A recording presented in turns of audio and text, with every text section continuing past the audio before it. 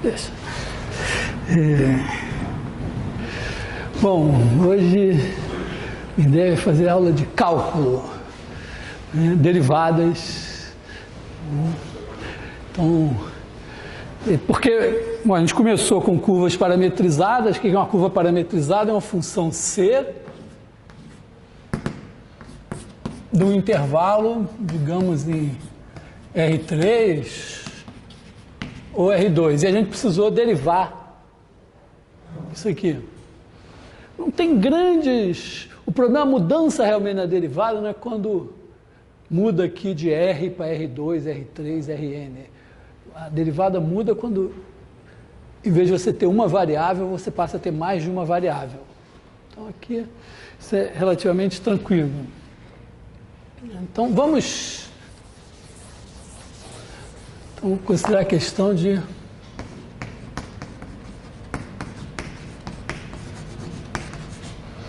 derivadas. Para ser um pouco mais geral, vamos pensar assim: a gente tem um espaço E,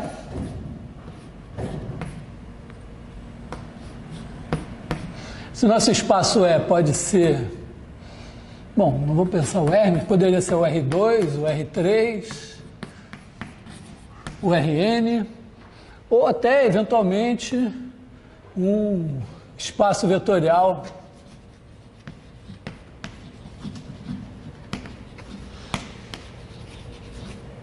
real. Vou botar com produto interno.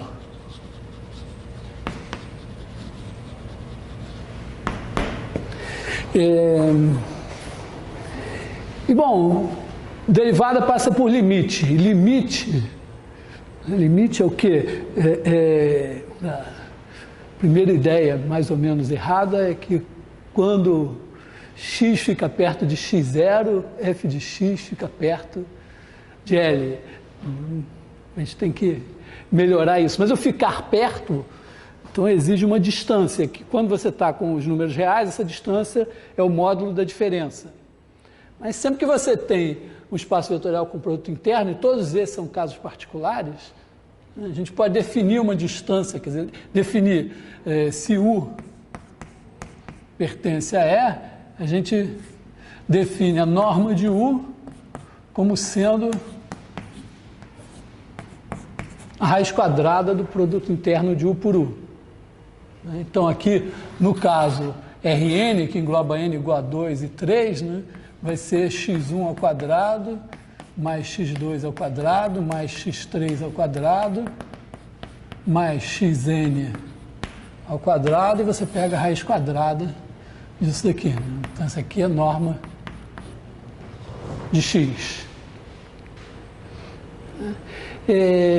Talvez vocês tenham visto a definição de limite com épsilons e deltas no curso de cálculo, não sei, teve a definição. Então, a definição aqui seria a mesma, né? Você tem aqui, digamos que em vez de U ser só um ponto, você tem uma função U do intervalo I, é um intervalo, U de I no nosso espaço vetorial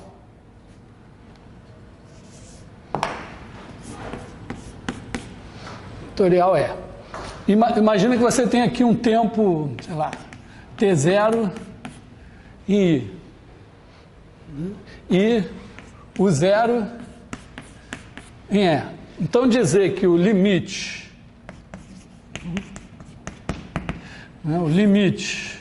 quando T tende a T0, de U de T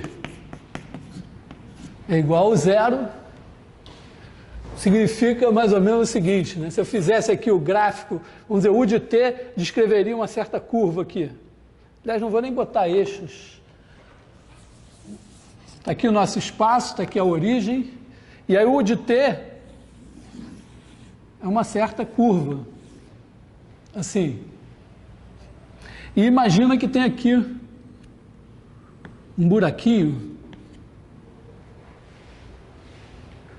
e esse ponto aqui é o zero. Suponha que a nossa U seja contínua.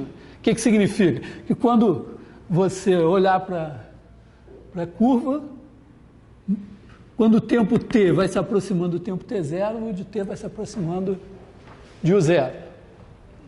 Ou, dando a mesma definição do curso de cálculo 1, você diz isso daqui, isso significa que, por melhor que eu enxergue,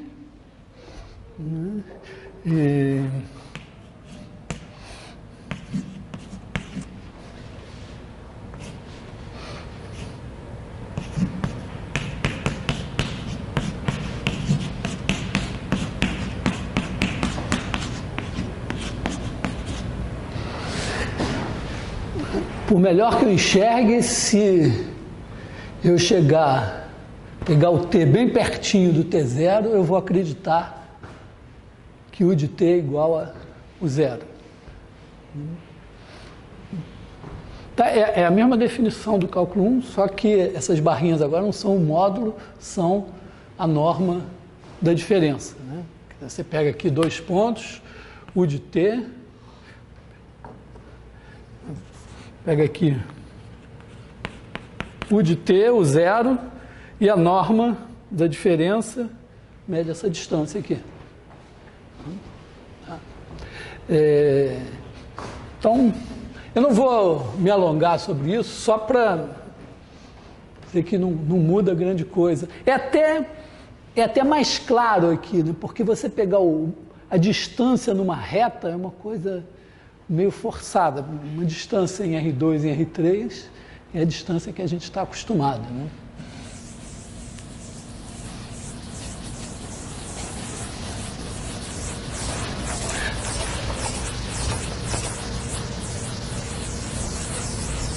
Então, também, a derivada, né, da mesma forma, né, U de I no nosso espaço E, vamos pegar um T0 no intervalo, né, então o ponto, aliás, vou pegar um T aqui, o ponto de t, que é a derivada de U em relação a t, é igual ao limite, quando h tende a zero, de 1 sobre h, U de t mais h menos U de t. Eu não consigo me livrar muito dessa viadagem de não dividir o vetor por um número, porque, em princípio, a gente diz que está definido o produto do vetor por um escalar. Então, eu multiplico por 1 sobre h em vez de dividir por h. Tá? Mesma coisa, né? Vamos fazer uma definição aqui. Definição. Né? Se V pertence a E e T é um número real não negativo, então V sobre T é igual a 1 sobre T vezes V. Bom, então agora... Bom, então isso é derivada.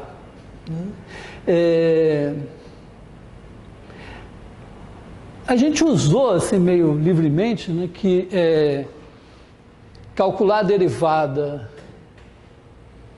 por exemplo, se U, vamos dizer, se E foi igual a R3, né, e U de T foi igual a U1 de T, U2 de T, o 3 de t.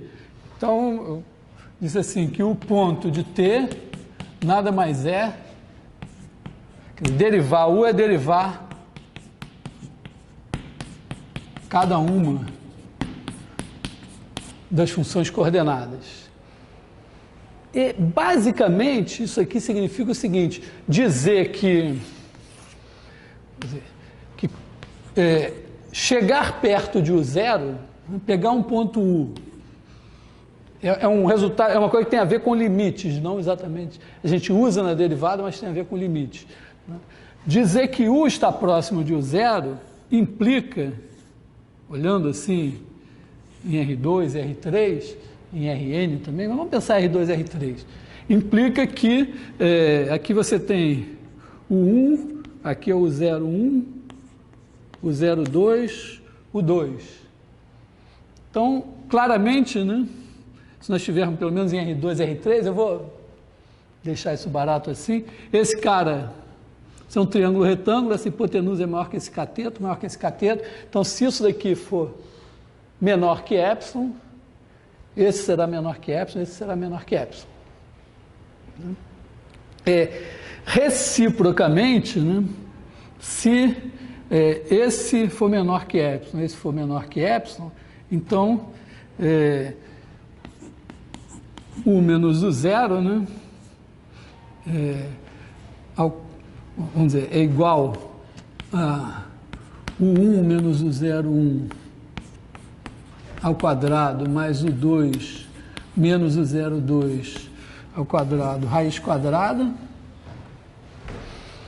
Então, se esse for menor que epsilon, esse for menor que epsilon, então isso aqui é menor que raiz de 2 vezes epsilon. Se tiver em R3, raiz de 3 vezes epsilon. Se tiver em Rn, raiz de n vezes epsilon. De qualquer maneira, é uma constante vezes o epsilon. Então, se todos esses tenderem a zero, esse aqui tenderá a zero. Pode até usar o resultado direto sobre limites, né? Quer dizer, se isso tende a zero, isso tende a zero, a soma tende a zero, a raiz quadrada tende a zero, então o cara tende a zero. Então, passar o limite no vetor, se você tem vamos dizer, uma base ortonormal, pensando assim, se você tem um espaço, se o nosso E é um espaço vetorial de dimensão finita, e você está usando as coordenadas numa base ortonormal, já é evidente que passar o limite no vetor é equivalente a passar o limite coordenada a coordenada. Então, na verdade, nosso problema de derivar vai ser derivar coordenada a coordenada. Tá?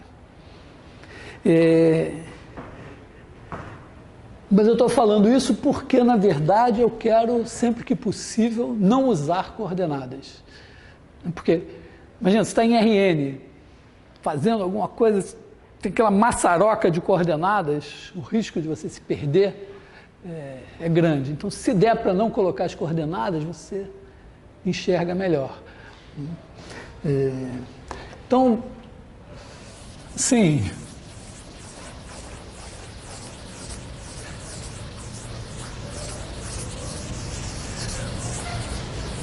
Coisas básicas. Bom, primeiro, vamos dizer, se U de t tende para o zero, quando t tende a t zero, V de t tende, quando t tende a t zero, para V zero, então isso aqui implica que U de t mais V de t tende para o zero mais V zero.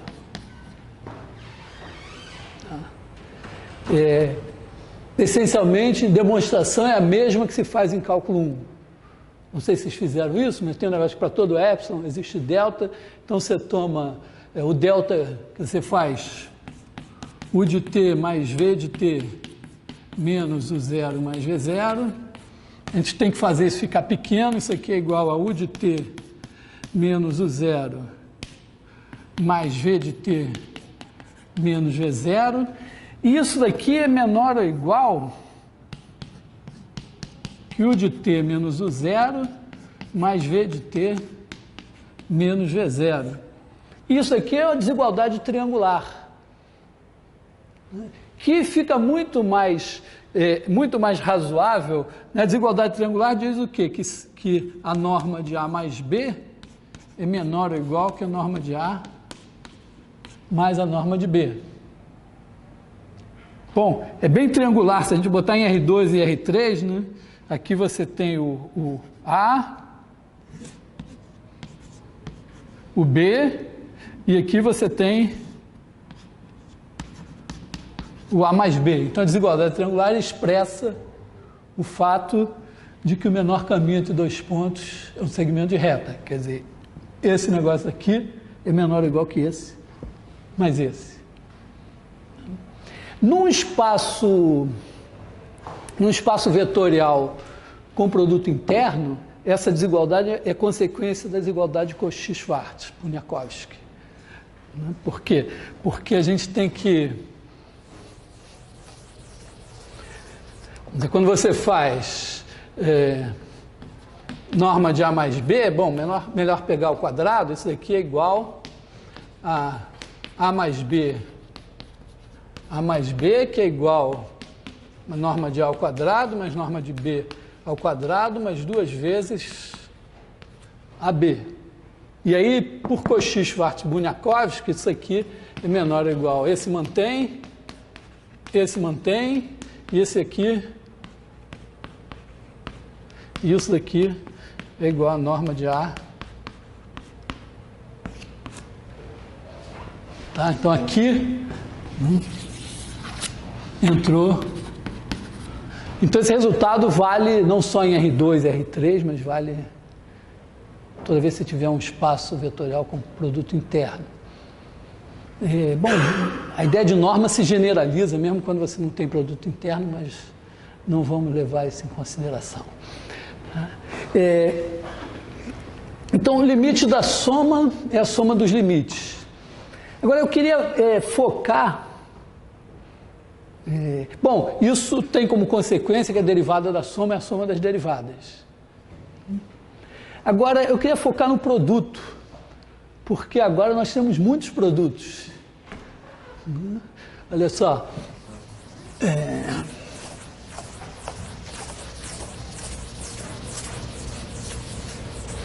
Muitos produtos.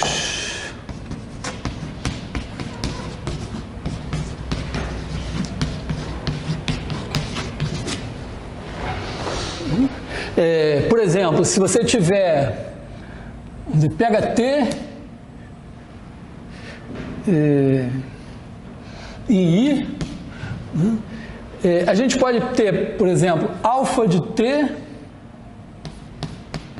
vezes U de T, onde esse cara daqui é um número real e esse aqui é um vetor. A gente pode ter U de T escalar V de T, onde aqui, claramente, os dois são vetores. A gente pode ter, não vou pensar no geral, mas pensa uma transformação linear de Rn em Rn. Por exemplo, uma transformação de R2 em R2. Digamos assim, você quer descrever a seguinte situação. Aqui em cima tem um vidro e esse vidro vai estar... tem aqui um sistema de coordenadas igual a esse marcado no vidro, né? Está marcado no quadro, eu botei o vidro, marquei um igualzinho aqui, botei um ponto no vidro e agora eu mexi o vidro. Eu mexi o vidro, significa que ele veio parar mais ou menos aqui. Então eu posso descrever a nova posição do vidro por um vetor, sei lá, O de T, que é esse daqui, esse ponto O de T, e um ângulo de rotação, θ de T. De maneira que se eu tiver aqui um ponto original aqui que está... Digamos que o ponto, que além disso eu tenho o seguinte, eu tenho a formiguinha que está andando em cima do vidro. Então, em relação a esse sistema de coordenadas, ela tem as coordenadas dela que em cada instante vão ser... quer dizer, tem um vetor posição dela, que é esse vetor aqui, U de T. Só que em relação a esse sistema de coordenadas aqui, ele vai ter esse vetor V de T. Quem é V de T? V de T aqui vai ser O de T. Esse U de T, eu posso descrever assim, o meu U de T rodou de θ. Então eu tenho aqui uma R de T, U de T. Tá? R de T é a rotação do ângulo θ de t. Tá? Quer dizer, aqui, ó, é como se eu pensasse assim, ó, primeiro eu rodo o vidro de θ, então as coordenadas vamos dizer, o meu ponto era U de t aqui, só que ele rodou de θ, veio parar aqui, e depois eu desloco ele de O. E aí eu tenho a nova posição. Isso é só para destacar o seguinte, que é bastante razoável eu pensar que eu possa ter, variando com o tempo, um vetor U e uma transformação linear, que no caso é uma rotação. Mas eu posso pensar de uma maneira abstrata, pensar na seguinte coisa, T de T, U de T. Esse daqui é uma transformação linear,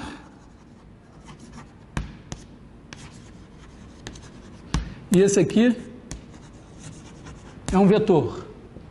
Maneira mais simples de pensar, esse aqui é uma matriz que está mudando com o tempo, e esse aqui é um vetor que está mudando com o tempo. Isso também é um produto.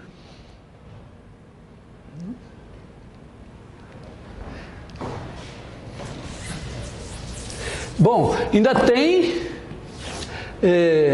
bom, podemos tomar o produto vetorial também, né? Vamos dizer, em R3, podemos pegar U de T, vetorial, V de T.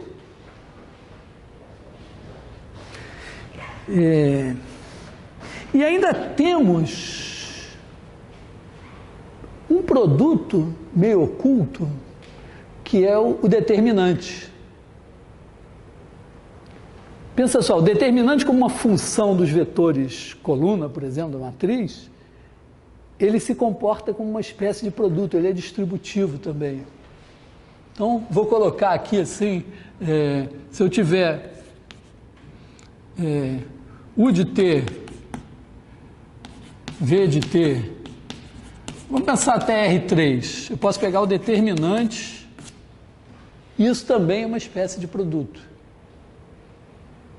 Isso funciona em R2, funciona que em R2 são 2, em R3 são 3, em Rn são N. É um produto que não é um produto só de 2. Dependendo da dimensão do espaço, a dimensão do espaço é N, ele é um produto de N. Mas ele tem um comportamento de produto. Ainda tem um produto que é o seguinte, vamos pensar assim, se eu pegar o R2 como sendo os complexos, eu também posso multiplicar dois números complexos e me produz um novo número complexo, é um novo vetor em R2. Então, eu também posso pegar aqui, né, sei lá, vou pegar W de T vezes Z de T. Esse aqui é um número complexo, esse aqui é um número complexo.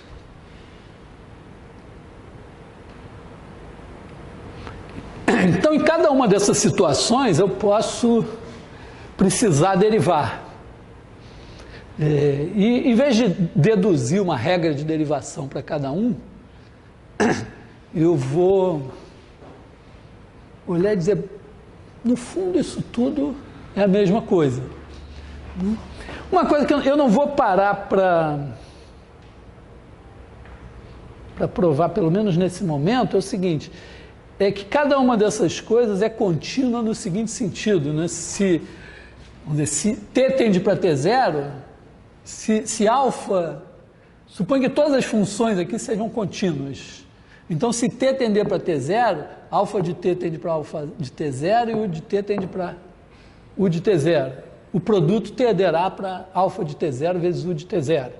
Produto escalar, mesma coisa, o produto da transformação linear da matriz pelo cara também, o determinante também, tem uma certa continuidade nesse produto, que essencialmente decorre sempre, em todos esses casos aqui, essencialmente decorre do seguinte, chama o nosso produto de asterisco. Então, U de T, V de T, isso daqui, sempre nesses casos aqui, é menor ou igual uma espécie de Cauchy-Schwarz-Bunyakovsky geral aqui. Tá? Então, vamos dizer, se você tiver U de T, V de T menos, vamos chamar assim, U0,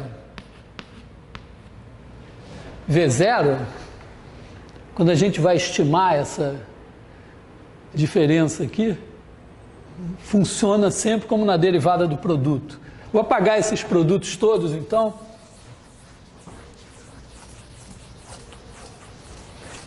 E vou pensar assim, imagina que eu tenho um produto.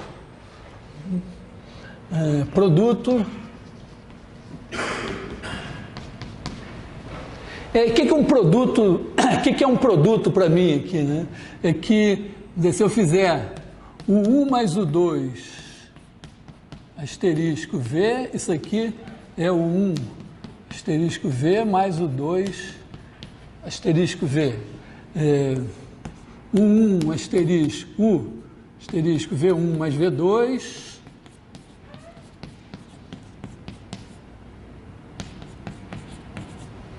ele distribui. Basicamente isso, mas também, vamos dizer, é fato também, né, que se você fizer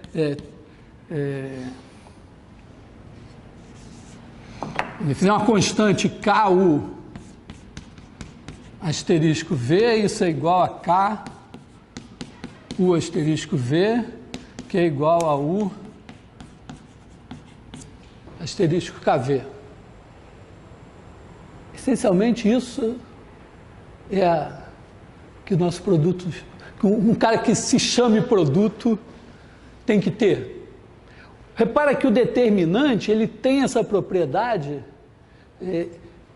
porque ele tem essa propriedade num nível mais geral, né? Você tem 3 caras, no caso do determinante. Determinante, se você chamar o det de U VW, então ele tem o quê? Ele distribui em cada uma das coordenadas, né? Se você botar o 1 mais o 2, você separa aqui, se botar V1 mais V2 aqui, você separa, W1 mais W2 separa, e se você tiver um K em qualquer uma das 3, ele sai. Então funciona como um produto. Em alguns casos, esse produto pode não ser associativo, ou pode nem fazer sentido ele ser associativo. Por exemplo, quando você multiplica uma matriz N por N por um vetor em Rn, você não pode depois o mesmo produto multiplicar por mais um vetor ou por mais uma matriz. Mais uma matriz até pode, mas, por exemplo, por mais um vetor já não pode. Então, tem umas associatividades meio híbridas que valem algumas vezes e tem umas que não valem, né? Por exemplo, o produto vetorial. Para vocês pensarem se ele é associativo ou não. Bom, então vamos pensar assim. Então, o nosso problema, supondo que esse produto tem essa propriedade, é o quê? Nós temos que olhar para U de T asterisco V de T menos U. Aliás, vou chamar assim: U de T mais delta T asterisco V de T mais delta T menos U de T asterisco V de T. Quando a gente está em R, né, a gente faz um desenho assim,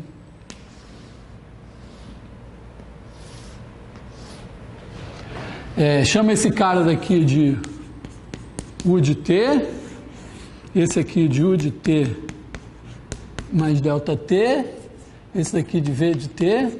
Claro que eu estou pegando o caso mais favorável ao meu desenho. Então a gente chama esse camarada daqui de delta U, que é a diferença desses dois, chama esse aqui de ΔV. E aí a gente pode escrever essa diferença como soma de 2 ou de 3 retângulos, né? Quer dizer, aqui a gente vai ter, nesse caso daqui, aqui a gente tem ΔU vezes V. Aqui a gente tem U ΔV. E aqui sobrou esse cara daqui que é ΔU ΔV. Observa que, embora esse desenho possa não ter nada a ver com o produto que eu estou considerando aqui, essa conta vale, até porque eu estou tomando cuidado de não mexer na ordem, porque o meu produto não necessariamente é comutativo. Então eu posso sempre escrever isso daqui, né, fazendo, se eu fizer, vou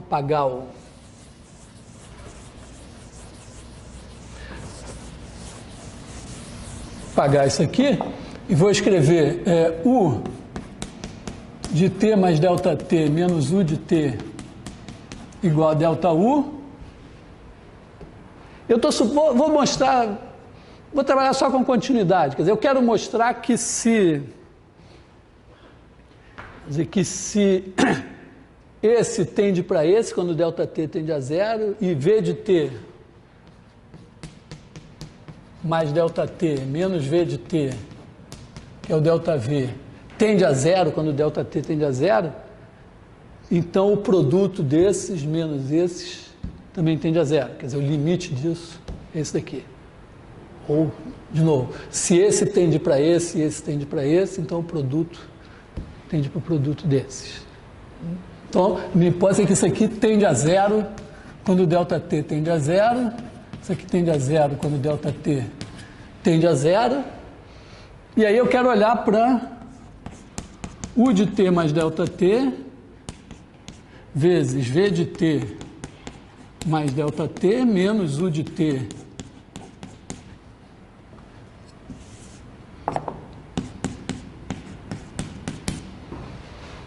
vezes V de T, e aí eu vou escrever assim. Quer dizer, eu vou escrever isso daqui é igual a U de T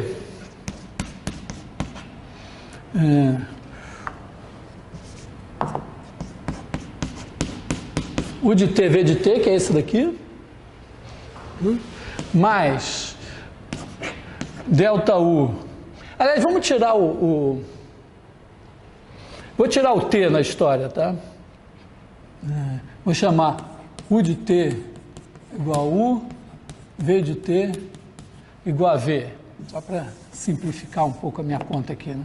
Isso aqui é U, V, mais ΔU, V, mais U, ΔV, mais ΔU, ΔV, menos o V. Esse daqui eu escrevi como soma desses 4, menos esse, então esse aqui morreu com esse. Agora,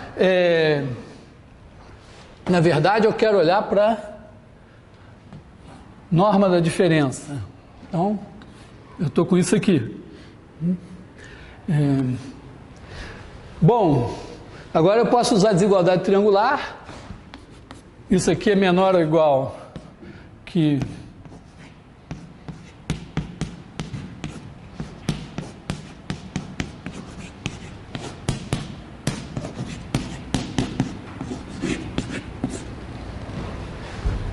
agora, se vale aquela desigualdade de Cauchy-Schwarz generalizada, quer dizer, para cada um dos meus produtos, vale que a norma do produto é menor ou igual que o produto das normas, o único caso, vamos dizer, tem um caso geometricamente interessante, que é o determinante, e um caso a discutir, que é o produto de matriz ou de transformação linear pelo vetor, mas a gente pode botar uma norma na transformação linear, mas não vou me preocupar muito com isso. Se vale essa desigualdade, então isso aqui ainda é menor ou igual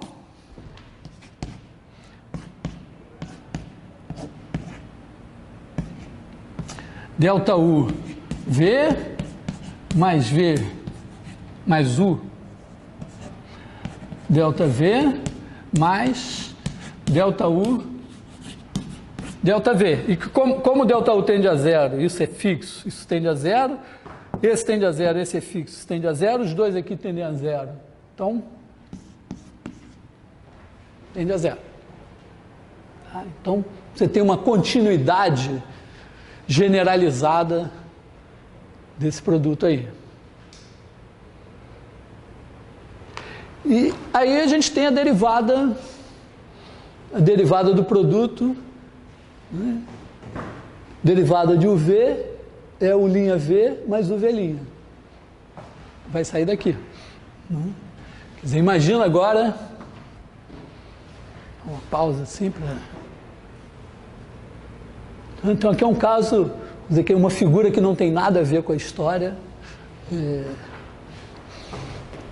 ajuda a simplificar a álgebra em todos os casos.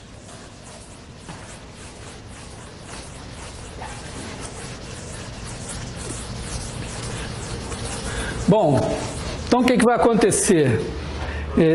Oi?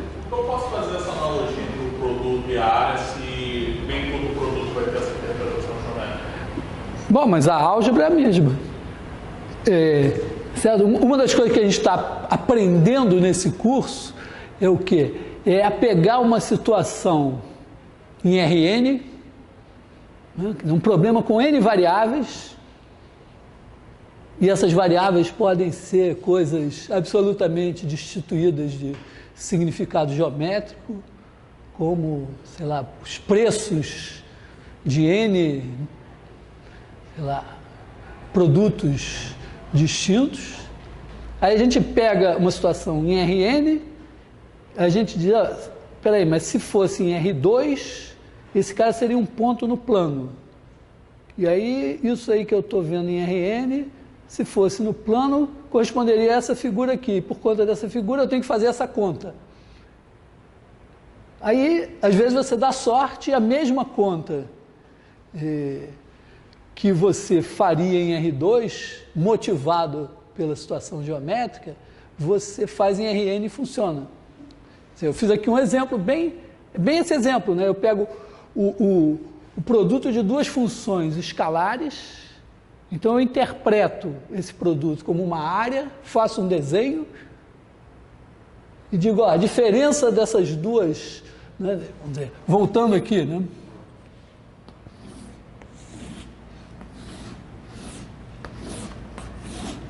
Esse daqui é esse é o U, esse é o V, esse daqui é o V mais delta V, esse daqui é o U mais delta U. Então a diferença no produto desses dois com o produto desses dois é a soma de três áreas. Mas o fato de que é a soma de três áreas se traduz numa conta, uma expressão algébrica que vale, né, mesmo que você não... Vamos dizer, imagina que você seja um ser que não tem nenhuma noção de geometria, de tato, nada. Você seja um computador. Um ser absolutamente algébrico. A conta... Não, a figura você não entende. Mas a conta você entende. E ocorre que essa conta aí não dependeu do produto ser o produto de dois números reais, dependeu das propriedades do produto, aquelas que eu listei ali. Isso é uma das grandes coisas em matemática, né? É você perceber que em várias situações diferentes tem um certo conjunto pequeno, às vezes, de propriedades que fazem as coisas funcionar, e as propriedades, vistas de um ponto de vista abstrato, são as mesmas no caso 1, no caso 2, no caso 3, no caso 4, no caso 5, no caso N, embora esses casos possam, à primeira vista, parecer totalmente diferentes. Então foi isso que eu fiz aqui. Por quê? Porque eu estou tentando dizer o quê? É que, em vez de eu deduzir uma regra de derivação para cada um desses produtos, eu posso deduzir de uma vez só. O que eu vou fazer agora? Né? Eu vou pegar, eu tenho U de T, V de T.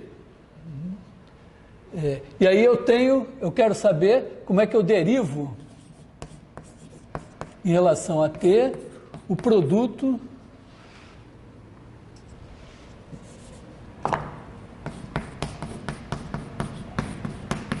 de U de T por V de T. Então esse produto aqui pode ser um produto escalar, pode ser um produto vetorial, pode ser o produto de um escalar por um vetor, pode ser o produto de uma matriz por um vetor. Eu vou apenas usar as propriedades para ter uma regra geral de derivação. Quer dizer, o que eu quero? Eu quero o limite quando ΔT tende a zero de U de T mais ΔT, V de T mais ΔT, menos U de T, V de T, dividido aqui, quer dizer, multiplicado por 1 sobre ΔT. Aliás, eu acho que eu vou botar o 1 sobre... botar aqui 1 sobre ΔT, aqui assim. Então, esse aqui, o que eu vou escrever? Vou escrever limite, quando ΔT tende a zero, de 1 sobre ΔT. Aí eu vou escrever aqui U mais ΔU, V mais ΔV, menos UV. Repara que isso aqui, algebricamente, é meio elaborado, né? Você escrever, no fundo, o que é que isso aqui é escrever U de T mais ΔT igual a U de T mais U de T mais ΔT menos U de T. Tem essa ideia assim, se você for uma mente algébrica que não enxerga nada, talvez seja mais simples para você dizer, não, eu vou trocar, vou escrever esse cara daqui assim. E vou escrever esse daqui como V de T mais V de T mais ΔT menos V de T. Uma mente algébrica já olhou para isso, já viu o porquê. Porque quando eu multiplicar esses dois, aparece esse vezes esse que vai cortar com esse.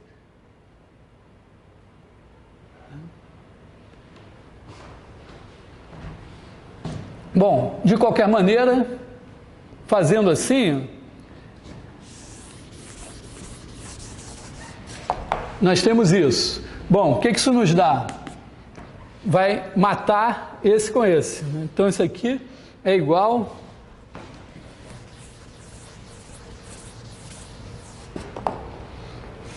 pagar aqui o limite quando ΔT tende a zero, de 1 sobre ΔT. Aí ficou U ΔV mais ΔU V mais ΔU ΔV. Por que eu botei esse cara aqui fora? Porque eu sei que nesse caso aqui eu posso trazer ele para debaixo desse.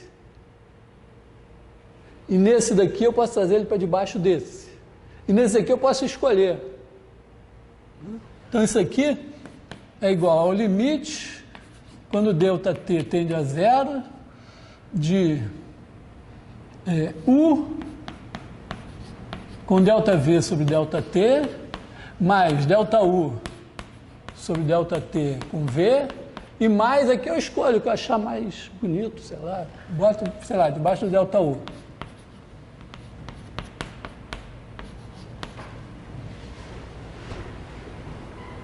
Agora, o que eu sei? Esse daqui, supondo que V tem derivada, esse daqui tende para V ponto, esse aqui tende, vamos dizer, é o próprio U. Quem está variando aqui é o ΔT, então esse aqui é o U de T está parado. Esse aqui tende para V ponto. Então isso aqui é igual a U operado multiplicado por V ponto. Aqui, esse tende para U ponto, esse aqui está parado, então aqui é U ponto com V. E aqui, ó, esse daqui tende para U ponto e esse daqui para zero. Só que, bom, todos os nossos produtos, né, se um dos fatores é zero, como você multiplicando por lambda, o lambda sai, então se um dos fatores é zero, isso aqui vai dar zero, né? Então, isso aqui morreu. Então, a gente tem a regra de derivada do produto, que é geral. Tá? No caso do determinante, você tem que fazer essa conta, tem mais parcelas. Vou fazer a conta do determinante, só para a gente ver.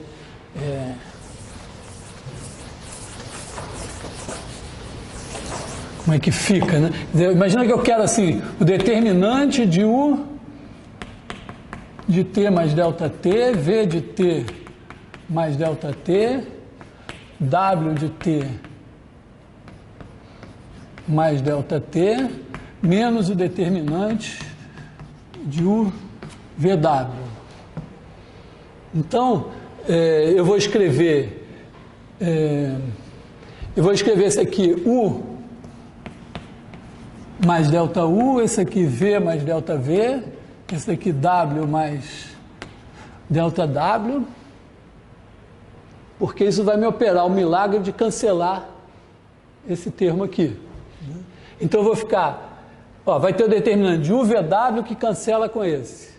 Aí aqui eu vou ter o determinante de UV ΔW mais o determinante de U ΔV W mais o determinante de ΔU VW, esses são os bons, e ainda tem mais o determinante de ΔU ΔV W mais o determinante de ΔU V ΔW mais o determinante de U ΔV ΔW e mais ainda determinante de ΔU, ΔV, ΔW. Agora, se eu dividir por ΔT, se eu fizer 1 sobre ΔT aqui, isso aqui vai dar, ó, eu posso pegar esse ΔT, colocar aqui, nesse eu coloco aqui, nesse eu coloco aqui, nesse eu coloco onde eu quiser, quer dizer, não coloco nesse, posso escolher esse ou esse, aqui também, e aqui também. Agora, o que acontece quando o ΔT tende a zero? Esse aqui, ó, como esse tende para W ponto, então U, V, W ponto. Esse daqui, de U, V ponto, W. U, ponto, VW. E o resto é zero. Não é porque isso aqui vai para alguma coisa, mas esse vai para zero. Esse aqui está puro, vai para zero, esse aqui está puro, vai para zero, esses dois aqui vão para zero, o resto é zero. Então tem uma derivada do produto no determinante. Tá? Bom, quer dizer, se for o determinante n por n, é a mesma conta, só que vai ter os termos que tem 2, os termos que tem 3, os termos que tem 4, os termos que tem 5, até os termos que tem n, que vão todos morrer. No fundo, seria o que você faria se você for fazer a derivada do produto de n funções assim, na raça, sem usar indução, você vai fazer isso. Bom,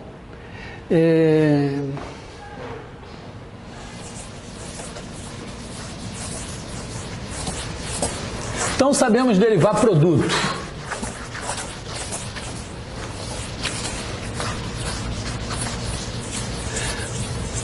Só uma observação, se você tiver uma coisa assim, 1 sobre alfa de t, u de t, esse aqui escalar, né? Se você for derivar isso daqui, você pode usar a regra do produto. Né? Então, isso aqui vai dar a derivada desse, que vai dar menos alfa ponto sobre alfa ao quadrado. Isso aqui é uma função escalar, então deriva com uma função daqui, né? Vezes u mais 1 sobre alfa, o ponto. Que pode ser escrito, né? Pode ser escrito também botando no mesmo denominador, né? 1 sobre alfa 2, alfa o ponto menos alfa ponto u sobre alfa ao quadrado, que é essencialmente a fórmula da derivada do quociente.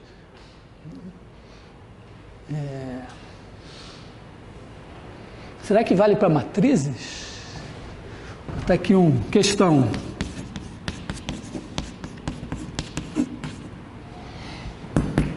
Se você fizer A menos 1 de t vezes B de t com A e B, matrizes, sei lá, 3 por 3. Tem um probleminha aqui, né, porque não é comutativo, né? Então é capaz de não funcionar muito bem, mas pensem aí, como é que deriva isso daqui? Você tem uma fórmula bonitinha. Na verdade, quer dizer, vai depender de ter uma fórmula bonitinha dessa derivada aqui ter alguma coisa parecida com isso. Porque é um produto, então vai ser, quer dizer, a derivada vai ser a derivada dessa vezes essa, mais essa vezes a derivada dessa. A questão é o que é a derivada disso daqui. Tá? Bom, tem também, né, a gente viu quando a gente reparametrizou uma curva para estudar como é que varia a aceleração normal quando você varia a velocidade, eu reparametrizei e derivei usando a regra da cadeia. Então também vale a regra da cadeia, quer dizer, se você tem aqui um intervalo J, um intervalo I, aqui tem uma função alfa, que vale, sei lá, S, T igual a alfa de S. E aí tem daqui uma função U de T igual a U de alfa de S.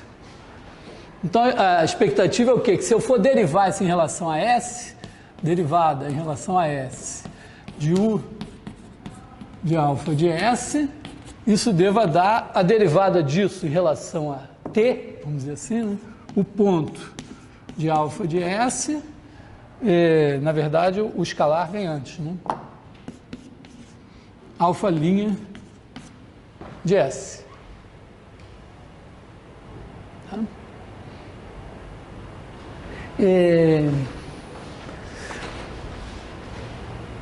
Eu posso redemonstrar a regra da cadeia ou simplesmente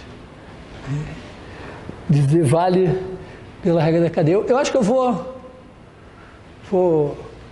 não totalmente roubar, mas pensando assim, com coordenadas, você aplica a regra da cadeia em cada coordenada. Tem um lado legal de redemonstrar a regra da cadeia, que é uma observação sobre a definição de derivada, né? Deixa eu apagar aqui, né? Quer dizer, dizer que o limite, quando h tende a zero, de c de t mais h menos c de t dividido por h é igual a um certo v, então essa é a derivada desse daqui.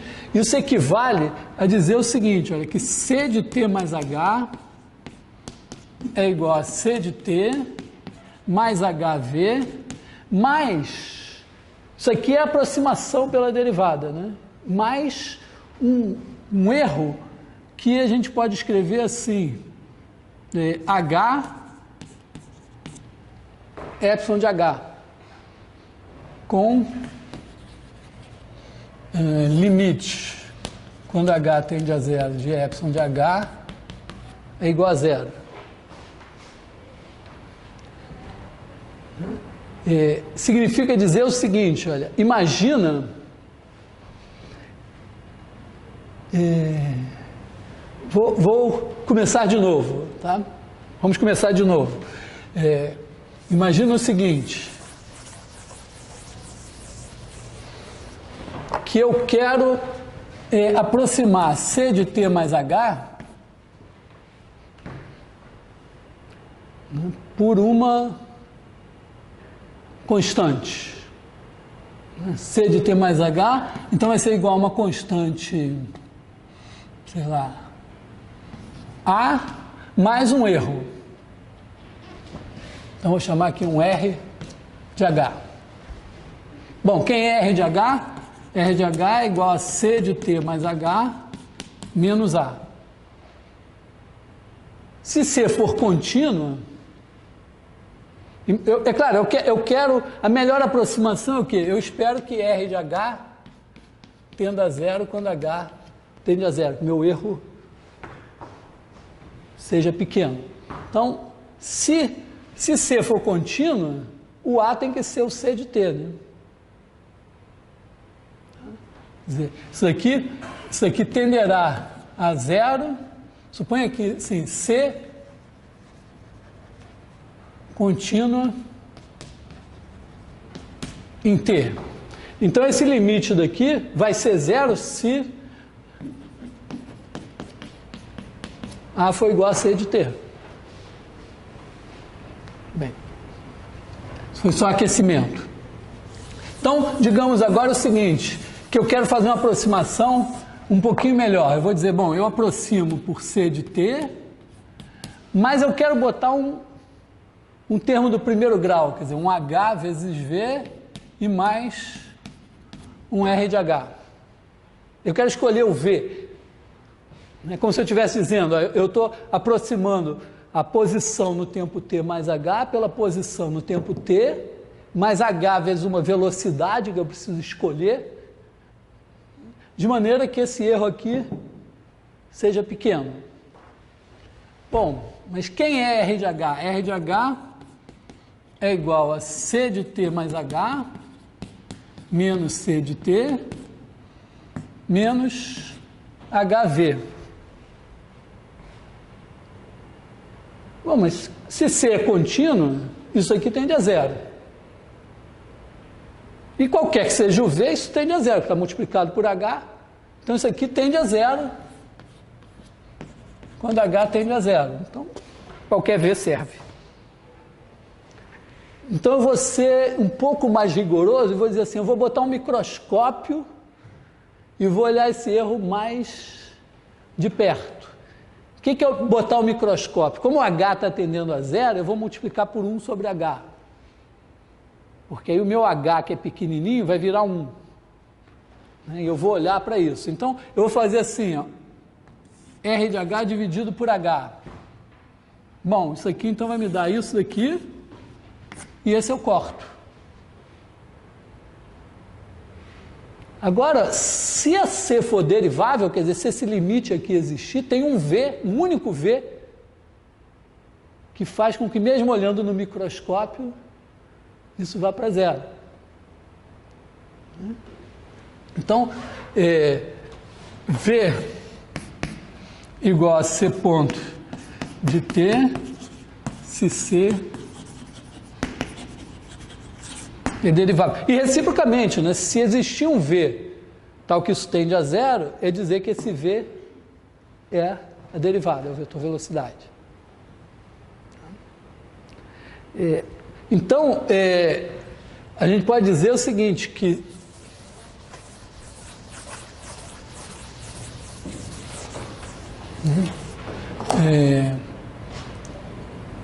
C ponto de T é igual ao limite, quando H tende a zero, de C de T mais H menos C de T sobre H, equivale a C de T mais H igual a C de T mais H, C ponto de T mais H, epsilon de H, com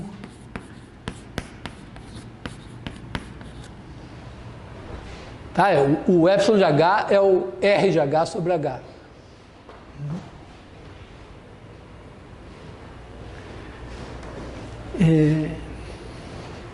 Então vou só deixar essa lembrança sobre o conceito de derivada. Não sei se a gente vai usar muito, mas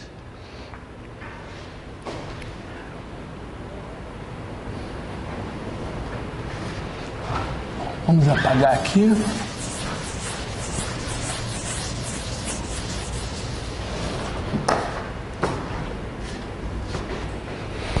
Então, vamos fazer uns exercícios. Exercícios. Se nós tivéssemos aquela bolsa pequena, como é que chama? Fiéis, né? Assim. A gente ia fazer um exercício assim, calcule a derivada C de T igual a cosseno T, seno T, não, essa já ia ser difícil, calcule C ponto de T. C ponto de T igual a menos seno T, cosseno T, sei lá, coisa assim. Mas vamos fazer um exercício mais à nossa altura. Vou colocar a seguinte questão. Imagina que você tem C no intervalo I, vamos botar em R3, podia ser num espaço qualquer assim. E a minha questão é a seguinte, você tem C ponto de T, não é igual lá, ó, bom, C ponto de T, vamos chamar esse cara daqui de V de T, o vetor velocidade.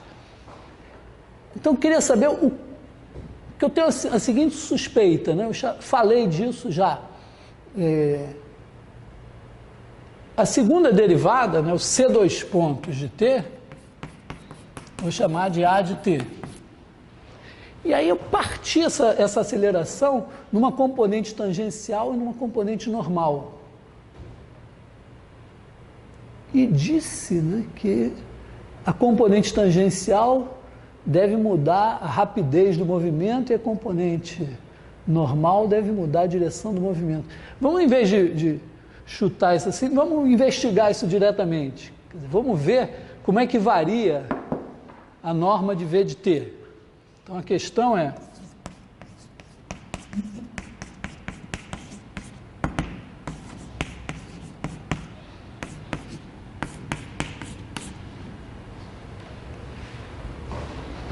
norma de V de T. E peraí, como é que é? Bom, sei lá, como é que deriva isso? A gente vai ter raiz quadrada de V de T, V de T. A gente quer derivar isso daqui. Bom, isso aqui é regra da cadeia, raiz quadrada de alguém. Então, essa aqui é uma função, não, função que a cada t associa o produto escalar de V de t por V de t é uma função de R em R. Então, isso aqui vai dar um meio de V de t elevado a menos meio, vezes a derivada de V de t. Vou passar aqui, botar em outra linha, né? Isso aqui é igual a 1 meio, vamos botar assim, isso é d dt de V de t elevado a 1 meio. Então, 1 meio, V de t elevado a menos meio, essa aqui eu comprei pronta lá do curso de cálculo 1, né? Vezes agora a derivada do que está desse cara daqui. Pelo que eu acabei de ver, a derivada do produto é a derivada do primeiro vezes o segundo, mais o primeiro vezes a derivada do segundo. Então, isso aqui é V de t, V ponto de t, mais V ponto de t, V de t. Bom, mas esses dois são iguais. Então, posso cancelar com esse meio lá. Então, isso daqui vai dar V de t, V ponto de t, dividido por esse cara elevado ao meio, norma de V de t. Bom, mas isso daqui também conhecido como, posso escrever assim, né? Esse cara daqui, a aceleração é o V ponto. Então, isso aqui é A de t, e esse daqui é V de t sobre norma de V de t. Vou botar assim, V de t. Isso também conhecido como aceleração normal escalar, né? Quer dizer, você tem aqui a nossa curva, então você tem aqui o V de t, tem aqui o A de t, aí você faz essa projeção aqui, aqui tem o unitário, que é essezinho aqui, que é o V de t sobre norma de V de t. É esse cara daqui, é o unitário dessa direção. Quando você faz o produto escalar desse por esse, você tem esse número, que nesse caso é positivo, mas poderia ser negativo. Vou fazer o caso negativo, vou desenhar negativo aqui. Supõe que a nossa aceleração seja assim.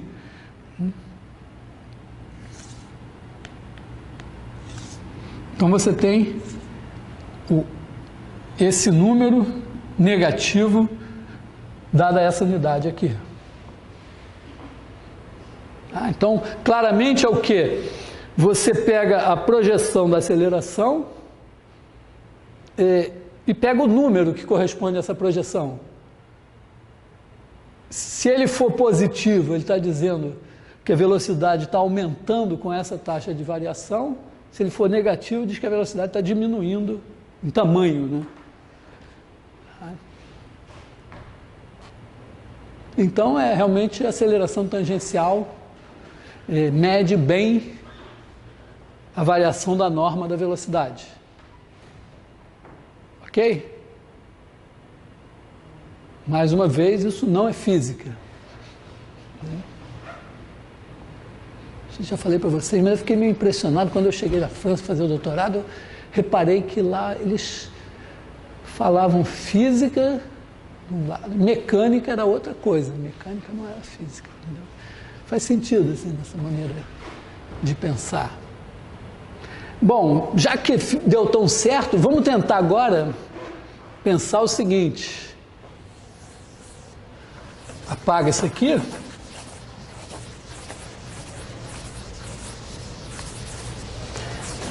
E vamos tentar olhar o seguinte, como é que varia, sei lá, a direção da velocidade, né? Como é que eu vou fazer isso? Vamos pensar um pouco. Medir ângulo assim diretamente, a crua é meio, talvez complicado. Vamos fazer o seguinte, vamos, para não pensar muito, um truque assim, você tem aqui a velocidade, vamos fixar um vetor qualquer, um W, com norma de W igual a 1, e vamos tentar ver como é que varia, não exatamente o ângulo, que é mais, não sei como é que a gente mede ainda, mas a gente pode pegar aqui o unitário da velocidade. Então a gente pega esse cara daqui, V sobre norma de V, aí o produto escalar dos dois é o cosseno do ângulo, né? Aqui a gente tem um ângulo θ, e aí a gente tem que cosseno θ é igual a V sobre norma de V escalar W. Então, talvez a gente não meça o ângulo, mas a gente pode olhar o cosseno do ângulo, como é que ele varia. Já é alguma coisa. Então, vamos tentar ver o que é de V sobre norma de V escalar W. W fixo, norma de W igual a 1. Vamos ver o que esse bicho dá. Bom, vai dar um produto escalar por W, né? Então tem que... Vamos simplesmente derivar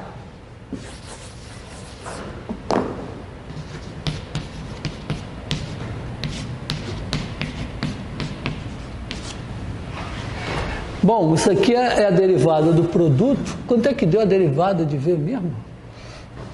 Bom, sei lá, isso aqui vai dar... Claro, aqui isso aqui só faz sentido, né, se a norma de V for não nula, né? Então, na hora que a norma nula, não dá mais para ter noção de como que está variando o ângulo. Então, bom, isso aqui, pelo que a gente viu, como a derivada desse é zero, né, isso aqui vai dar a derivada desse escalar esse. Essa derivada é como a derivada do quociente, né? Então aqui a gente vai ter norma de V ao quadrado, norma de V ponto, menos a derivada de norma de V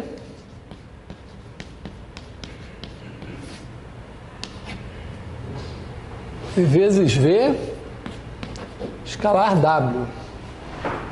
Como era mesmo a derivada da norma de V? Já esqueci. Norma de V é igual a VV elevado a 1 meio. Então, norma de V vai dar... bom, tem 1 meio que corta... Bom, 1 meio, VV menos meio, VV ponto, duas vezes, então corta esse daqui, deu isso daqui, né? Então, isso aqui vai dar igual a produto escalar de norma de V vezes aceleração, menos, aqui a gente tem aceleração escalar V dividido por norma de V, tudo isso dividido por norma de V ao quadrado, W. O que será isso?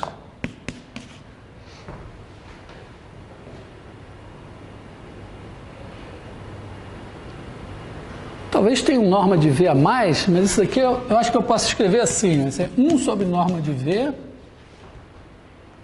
Aí eu tenho aqui A menos... Faltou um V aqui, né? Que era esse vezes V. Isso daqui, ó, botei esse e ainda multiplicado por V. Então aqui a gente tem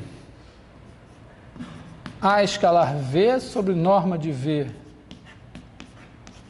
VV,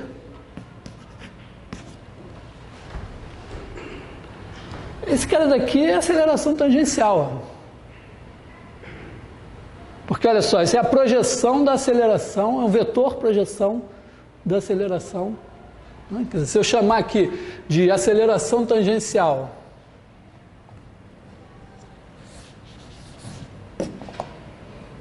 aceleração tangencial é o quê? É o produto escalar de A por V, VV. Eu já decorei essa fórmula de tanto usar. né? É o produto escalar de A pelo unitário desse vezes o unitário desse. Então está aqui o V, está aqui o A, esse daqui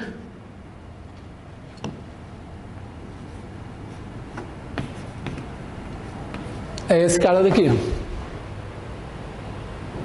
E eu posso chamar de aceleração normal. Então isso aqui é o A menos a aceleração tangencial, isso é a aceleração normal. Então isso aqui deu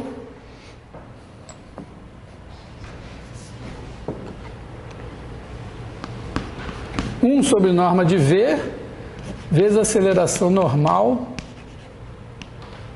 mais para cá, 1 sobre norma de V, aceleração normal, escalar W.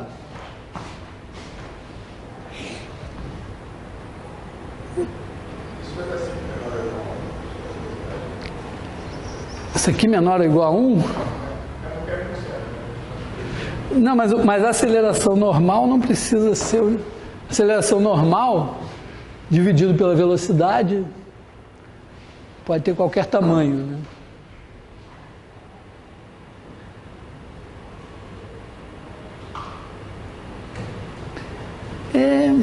Tá meio imperfeito, né? Assim, mas, quer dizer, eu tô derivando o cosseno desse ângulo, e aí está dando o produto escalar da aceleração normal por W.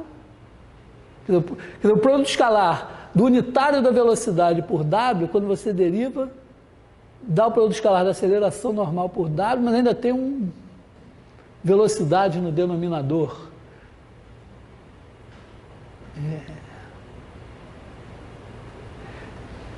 Uma pista assim de por que esse cara aqui aparece no denominador, né?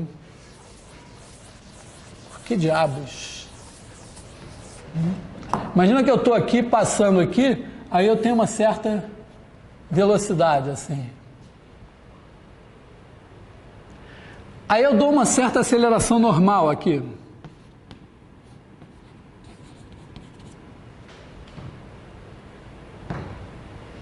Ela vai mudar o ângulo, portanto vai mudar o produto escalar lá, né?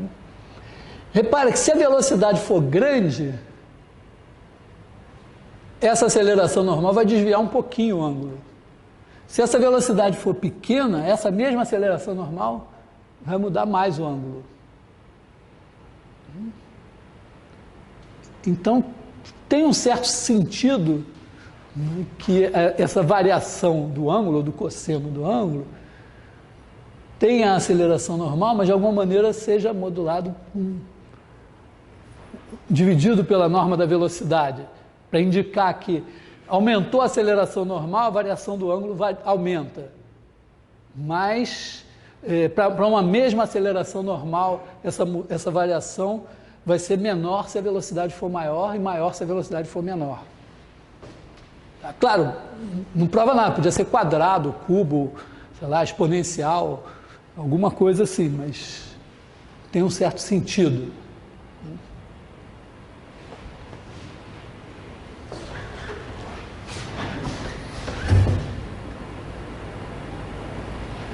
Vou fazer mais um exercício.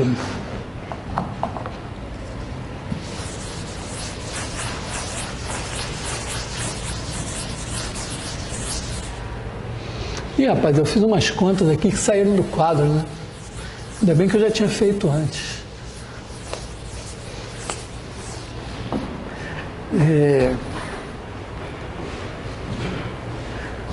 O exercício seguinte, vamos voltar lá na álgebra linear.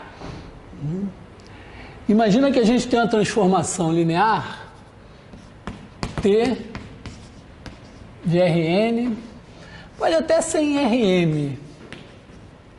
Então, mas vamos pensar assim. Vamos pensar assim, N igual a M igual a 3, se ajudar a pensar, né? Então, vamos pegar aqui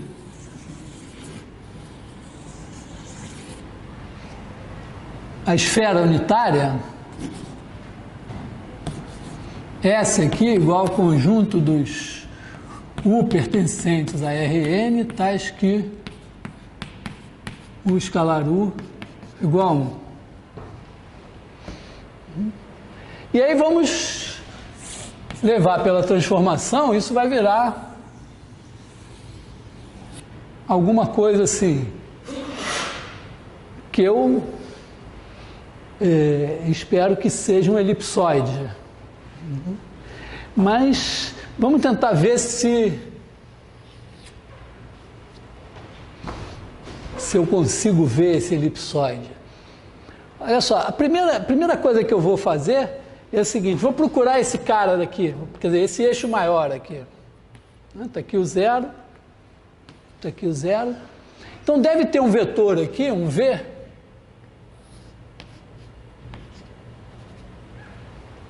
aqui,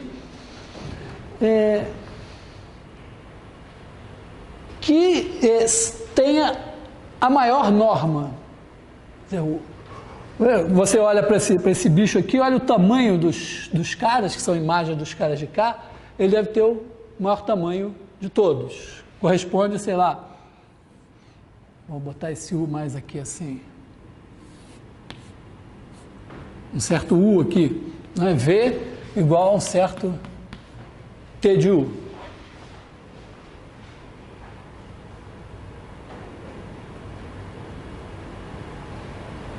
Então ele corresponde ao máximo, né? T de V é maior ou igual que T de W, T de V, não, T de U, T de U, né? Eu posso dizer assim, que o produto escalar de T de U por T de U é maior ou igual T de W para todo W pertencente a S. Quer dizer, outro cara que eu pegue aqui, se eu pegar aqui um W assim, o T de W, sei lá, vai dar alguma coisa aqui menor. Ele é um ponto de máximo.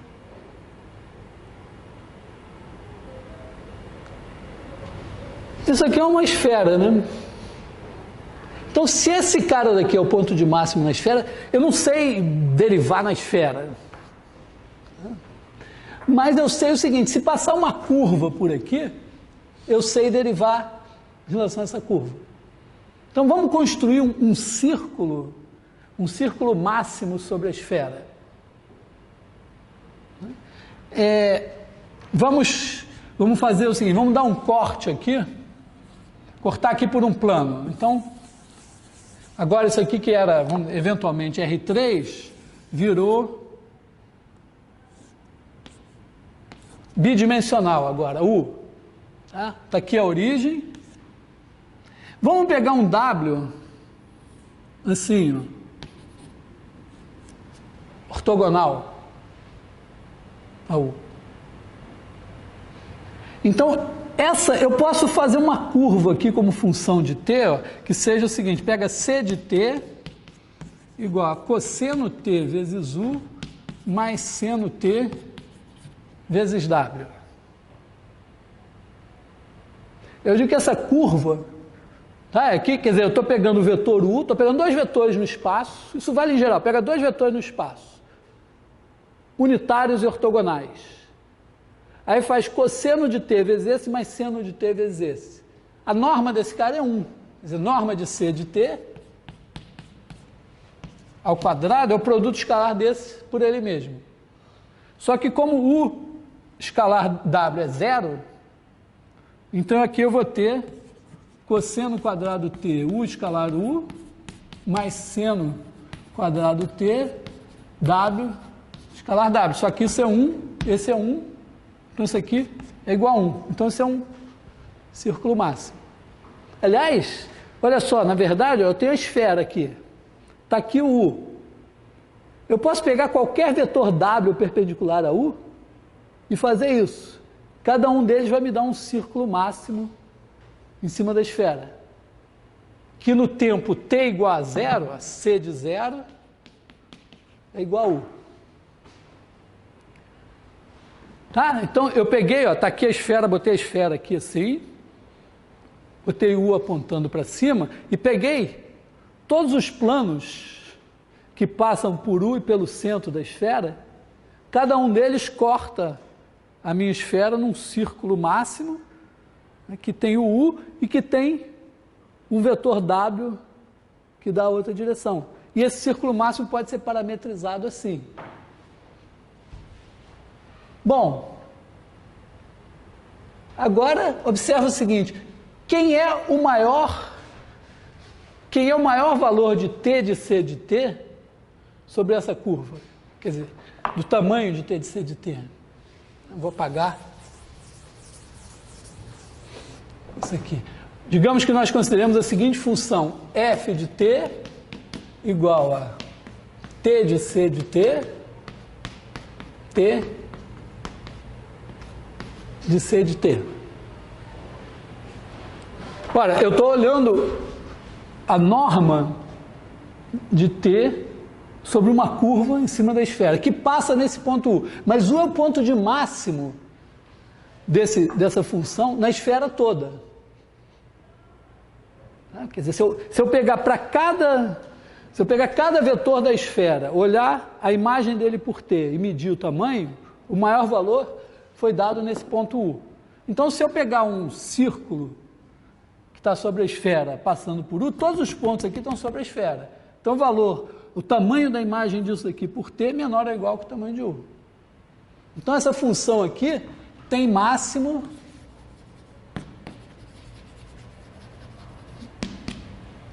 máximo em U, mas o máximo em U aqui é quando C de T é igual a U, que é quando T é igual a zero. Então, máximo em T igual a zero.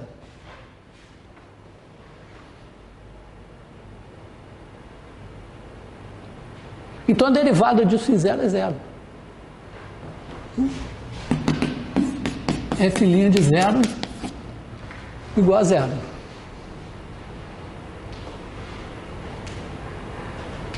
Ah, mas eu sei calcular F' de zero. Porque isso aqui é um produto, né? A transformação linear, ou a matriz, vezes esse cara daqui. Então, eu posso calcular, ó, F' de T é derivada desse vezes esse, mais esse vezes a derivada desse. Bom, a derivada disso aqui é um produto, mas esse é constante. Então, isso aqui vai dar T, C ponto de T, T de C de T, mais T de C de T, que é esse daqui, na verdade não precisava botar os parênteses, né? Mais T de C ponto de T. Na verdade é duas vezes esse daqui, né? Porque o produto escalar é comutativo. Mas em T igual a zero, vamos ver quem é o C ponto de T. C ponto de T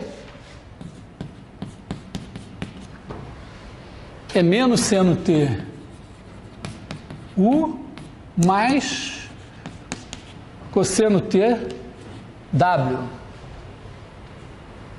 Então, C ponto de zero é W. Então, zero é igual a F' de zero, que é igual a 2 vezes T de U, T de W.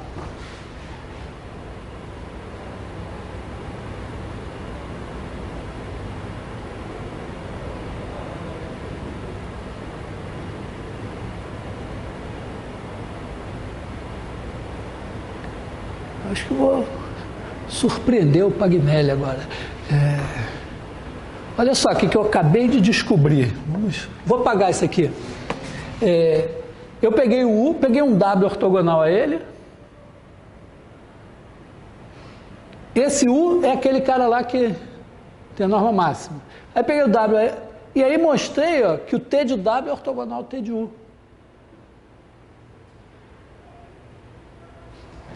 Ou seja, vou refazer. Então, ó,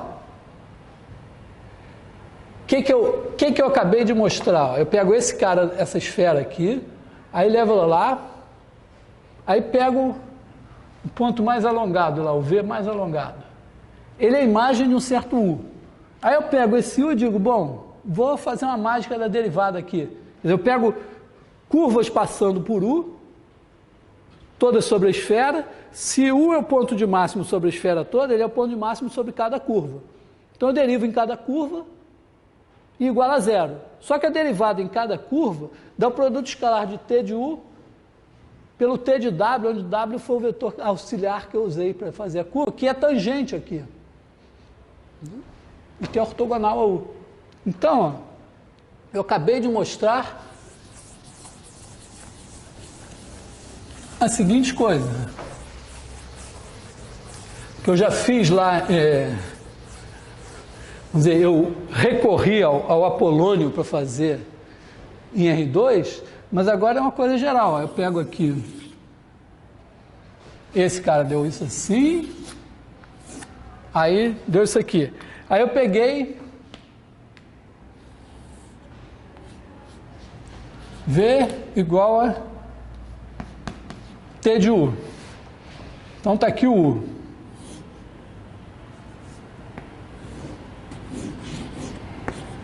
U.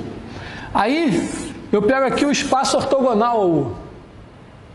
Na verdade, eu peguei um W qualquer, unitário aqui. E aí, o que eu tenho aqui é que o T de W, vou pegar o W assim, né? O T de W está aqui no espaço ortogonal.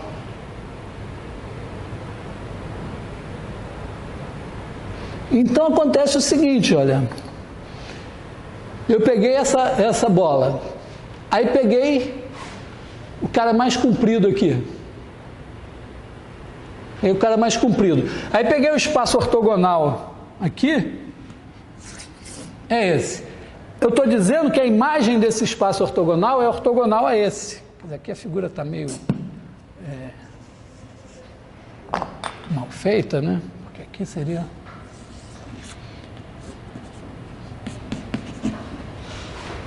Pega o espaço ortogonal. Então, qualquer vetor ortogonal aqui será levado num ortogonal aqui. Então, eu posso construir uma base ortonormal aqui da seguinte maneira. Eu pego esse V, vou fazer por indução, vamos dizer, indução não metida besta, assim, indução normal, né? Vamos dizer assim, peguei o primeiro U, é o cara que é levado no maior aqui. Agora, eu pego o espaço ortogonal a ele.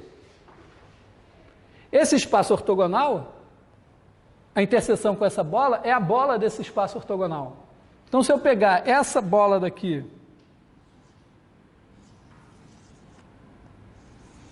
essa bola desse espaço ortogonal, o W aqui assim, e levar aqui, eu tenho a imagem... De novo, ó, nesse espaço eu estou pegando a transformação T, ela está levando esse espaço nesse daqui. Então agora aqui eu posso pegar o mais comprido. Vou chamar esse aqui de V1. E esse de 1. Vou chamar esse aqui de V2. Então aqui eu tenho o 1. Agora acontece a mesma coisa. Esse cara daqui, mais comprido aqui, é a imagem de algum... O 2 aqui, que é ortogonal ao 1. Agora, se eu tivesse em Rn, né, aqui já mais ou menos acabou, mas porque aqui eu já cheguei. Agora, o que eu vou ter agora? Vou mostrar simplesmente fazendo nesse círculo aqui, que esse vetor, o vetor normal a esse, sobre esse círculo, que vai ser qualquer vetor normal aqui, vai ser levado no normal aqui. Então aqui eu vou ter um terceiro eixo, que vai dar U3, que vai ser levado no ortogonal aqui. E aí significará o quê? Eu vou ter aqui uma base ortonormal de R3 sendo levada numa base ortonormal aqui em R3. Sendo que, e aí eu posso dizer que, vamos dizer, posso pensar uma transformação intermediária que leva esse em lambda 1 vezes esse daqui, esse em lambda 2 vezes esse daqui, esse em lambda 3 vezes esse daqui. Não são autovalores, porque o 1 não é igual a V1, o 2 não é igual a V2, mas eu tenho, então, uma base ortonormal aqui e uma base ortonormal aqui, uma sendo levada na outra.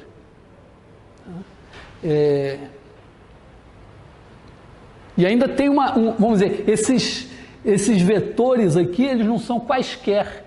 Por quê? Porque esse daqui corresponde ao valor máximo da norma da imagem.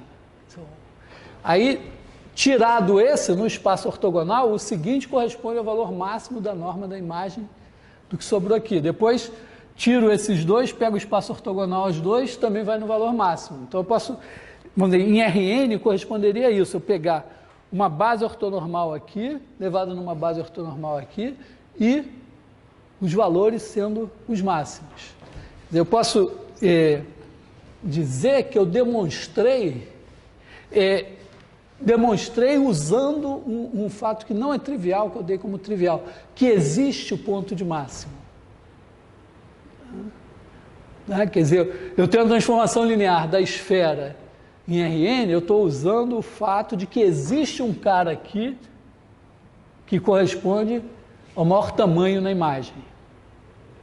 Isso é um teorema, assim, tem um certo rebolado para demonstrar. E, na verdade, o fato de n ser igual a m aqui também não entrou em nada, mas vamos pensar assim. Então, existem bases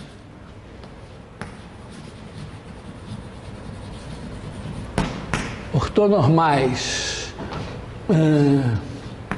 o 1, o n,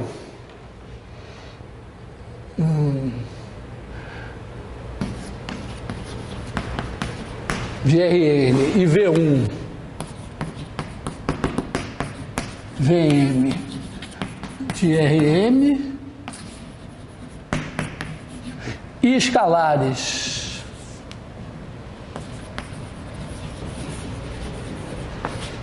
lambda 1, lambda n maiores ou iguais a zero,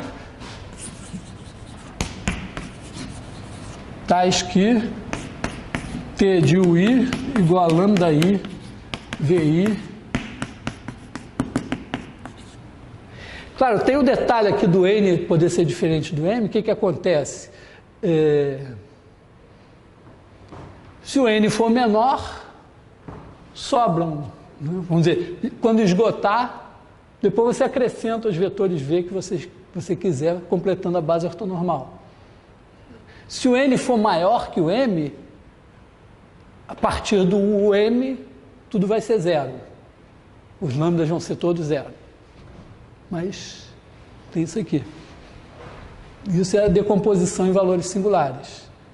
Mas o fato crucial aqui na demonstração... Bom, tem dois fatos cruciais. Um é que existe o ponto de máximo. E o outro é que quando você tem o ponto de máximo, né, você tem o U aqui, e a imagem dele é o V aqui. Em princípio, não tem nada de evidente, né, que esse espaço ortogonal aqui vai ser levado nesse espaço ortogonal aqui, mas foi o que a gente demonstrou. E aí isso permite a indução, porque agora você se restringe a bola unitária nesse espaço ortogonal aqui, tendo como imagem, como contradomínio, esse espaço ortogonal aqui. E é isso que permite a construção. Em geral vai ser fácil você encontrar o máximo? Não, fácil encontrar o máximo, não. Não é fácil encontrar o máximo. vamos dizer, demonstrar que existe o máximo já é um teorema. Eu acho que computacionalmente falando é um. Sim, a questão, quer dizer, vamos dizer, supondo que existe esse cara daqui, como é que eu acho esse cara? Tipicamente vai ter que rebolar, assim, vai ter que... basicamente, sei lá, um primeiro chute seria o seguinte: você pega um primeiro cara, aí tem vamos dizer, uma derivada dessa função, né, que de alguma maneira talvez indique para você em que direção você anda para melhorar. Você pega esse cara, tipicamente quando a gente procura um ponto de máximo, uma solução de uma equação, uma solução de um problema, né, o método mais natural, assim, chuta uma solução inicial. E aí aí, dada essa solução inicial, você tenta ver em que direção você anda para melhorar essa solução. Aí você anda um pouco. Tem também ter o cuidado, porque às vezes se você anda na direção certa, mas anda muito, tem um momento que você se afasta da solução. Então você tem que saber quanto você anda naquela direção para melhorar a solução. Aí, melhorou, agora para de dizer, bom, agora minha nova solução é essa, daqui para onde eu ando, já não necessariamente naquela direção que eu estava indo, já posso ter uma correção de rota. E aí você vai melhorando a sua aproximação. Isso não é específico desse problema, é uma ideia geral de método iterativo. Aí entram, você precisa de matemática e de computação. Precisa, às vezes a sua matemática pode ser mais ou menos e a sua computação ser boa. Às vezes o esforço computacional do cálculo de cada aproximação pode ser muito caro e aí começa a valer a pena você pensar um método numérico, um algoritmo matemático que permita você chegar lá com menos iterações. Não adianta, sei lá, você tem um negócio que você sabe que se você fizer um número grande de iterações, que pode ser enorme, você chegará lá. Mas se esse número de iterações, às vezes o tempo que custa cada iteração for maior que o tempo que você tem para resolver o problema, não é bom. Mais ou menos esse é o critério. Então, isso aqui é a decomposição em valores singulares. Tem essa mesma demonstração, você pode colocar a seguinte pergunta: e quando é que eu posso garantir com n igual a m que o i e o vi são o mesmo? Quer dizer, quando é que eu vou ter autovetores e autovalores? Pensando um pouquinho, você pode chegar à conclusão que precisa que, se a t for simétrica, é bom, dá para fazer, e aí esse método vai produzir o teorema espectral. Porque no caso da T simétrica, em vez de você trabalhar com T de U, o truque é o seguinte: em vez de trabalhar com T de U, você trabalha com T de U, U. Vou só para dar a dica, assim,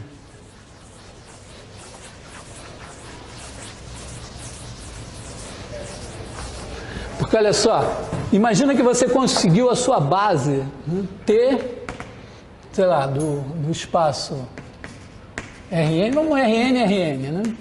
Então, vamos pensar assim, que a sua base aqui é ε1, εn, é a sua base ortonormal boa. E aí você vai pegar U vai ser x1 ε1 mais xn εn. E aí T de U vai ser x1 T de ε1 mais xn T de εn. Esses caras também são uma base ortonormal. São uma base ortonormal. Então, isso aqui é igual a... Bom, deixa assim mesmo. Né? Então, se você fizer T de U, escalar T de U, vai ser o produto escalar desse por ele mesmo. Só que como esses caras, né, esses são ortonormais e esses aqui também são ortogonais. Não são ortonormais, mas são ortogonais. Então, isso aqui vai dar... quer dizer, vamos pensar assim... V1 Vn com T de εi igual a lambda I Vi. Então, isso aqui ó, vai dar x1 lambda 1 V1 x1 lambda 1 V1 mais xn lambda n Vn xn lambda n Vn. Por quê? Porque o V1 com V2 dá zero, o V3 com V18 dá zero. Tá? Então, só sobram esses aqui. Quer dizer, isso daqui vai ser... agora, V1 escalar V1 é 1. Então, isso aqui vai ser lambda 1 ao quadrado, x1 ao quadrado, mais lambda n ao quadrado, xn ao quadrado. Tá? Isso é o que vai dar.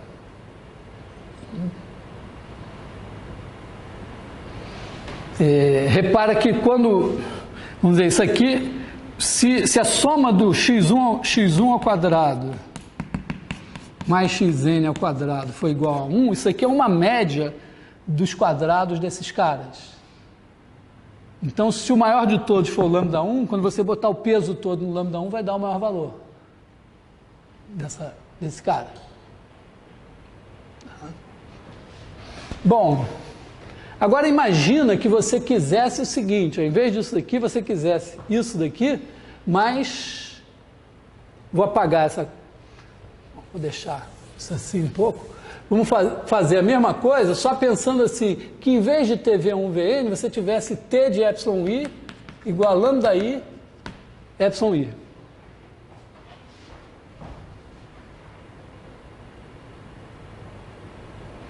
Então, ó, seria bastante razoável fazer aparecer os lambdas, em vez de fazer T de U escalar T de U, faz T de U escalar U logo. O que dá isso aqui? Ó? Se U é isso daqui, T de U escalar U vai dar x1 lambda 1 ε1 mais xn lambda n εn escalar x1 ε1 mais xn εn. Como esses caras são 2 a 2 ortogonais, isso aqui vai dar lambda 1 x1 ao quadrado mais lambda n xn ao quadrado. Agora, isso é uma média dos lambdas. Então, o maior valor vai ser obtido quando? Quando você botar o peso, né? Se o lambda 1 for maior, você botando o peso todo no x1, esse vai ser o maior valor desse produto aqui. Então, a ideia, no caso quando você está procurando, não os caras assim, mas os VIs iguais aos εis, a ideia é que você, em vez de procurar maximizar isso daqui, você procure maximizar isso aqui. Então, você vai fazer a conta com isso. Aí vai ser importante, na hora que você derivar, só que na hora que você deriva T de C de T, escalar C de T, isso daqui, vamos dizer, derivada em relação a T, vai dar T de C ponto de T, escalar C de T, mais T de C de T, escalar C ponto de T. Na nossa conta, isso daqui era igual a T de WU mais T de U W.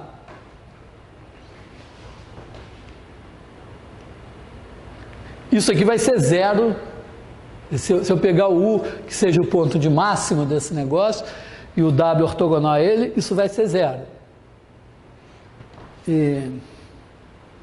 Se eu puder trocar, ó, se eu puder escrever, se a T for simétrica, eu vou ter U T de W. Então isso aqui vai me dar 2 vezes T de W escalar U igual a zero. Quer dizer, se T de U W igual a U T de W, eu vou concluir que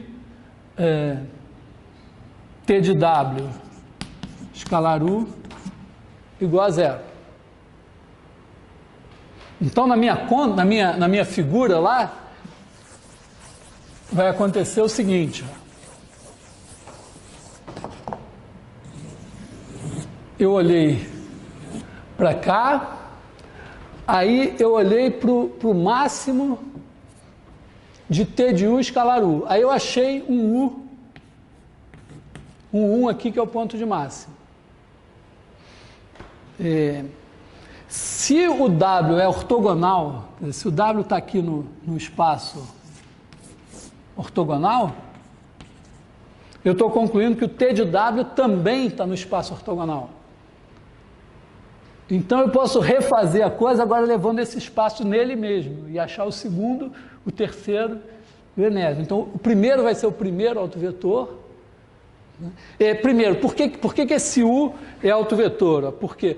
Porque W escalar U igual a zero está implicando também, ó, trocando a coisa de outra maneira, está implicando que T de U escalar W igual a zero. Porque aqui, tanto eu posso pegar o T e botar para cá para dizer que T de W escalar U é zero, como eu posso botar o T para cá e dizer que W escalar T de U é zero. E aí dizer que W escalar T de U é zero, é dizer o seguinte, ó, todos os vetores, o T de U é ortogonal a todos os vetores que são ortogonais a U. Então eu tenho U, tenho o plano tangente ali, a esfera, que são os caras ortogonais a U, e o T de U é ortogonal a esse plano, então ele é um múltiplo do U. Então isso aqui vai implicar que T de U igual a lambda U. Então ele é um autovetor e no espaço, o espaço ortogonal a ele é invariante por T. E aí eu posso continuar. Quer dizer, aqui eu estou fazendo de uma maneira resumida, refazendo a demonstração do teorema espectral, agora mostrando que, usando o fato de que essa função, né, f de U igual a T de U escalar U, vai ter um máximo na esfera, então o ponto de máximo disso vai ser um autovetor. Então eu acho o autovetor e o espaço ortogonal é invariante, aí eu acho outro autovetor, outro autovetor, outro autovetor.